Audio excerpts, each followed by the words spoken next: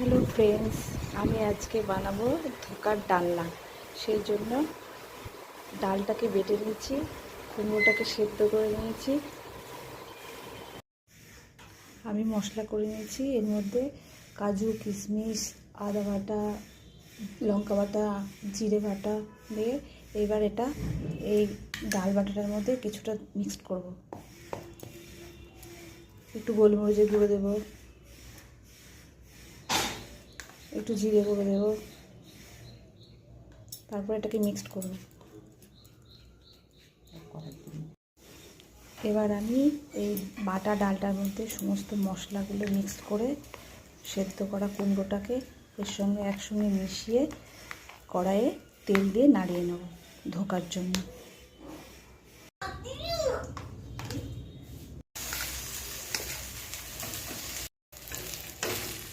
এবার আমি এই যে কড়াইয়ের মধ্যে দিয়ে নাড়িয়ে নিচ্ছি।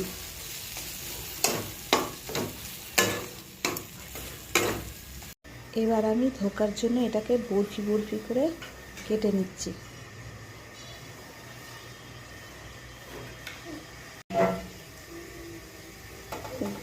এবার আমি ধোকাগুলোকে লাল লাল করে ভেজে নিচ্ছি।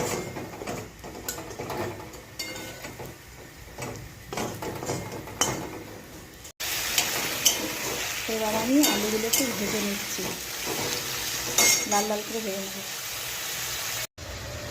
ধোকাগুলোকে আমি লাল লাল করে ভেজে তুলে রেখেছি।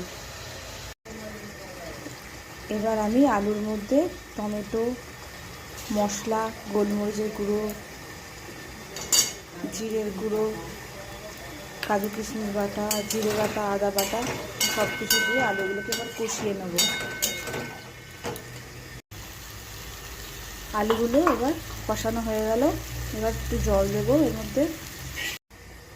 এবার আমি আস্তে আস্তে ধোকাগুলো এর মধ্যে দিয়ে দিচ্ছি।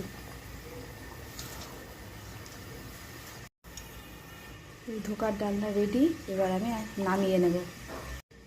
এই যে ধোকার ডালনা রেডি, এবার আমি নামানোর পরে এর মধ্যে একটু ঘি ছড়িয়ে দিলাম।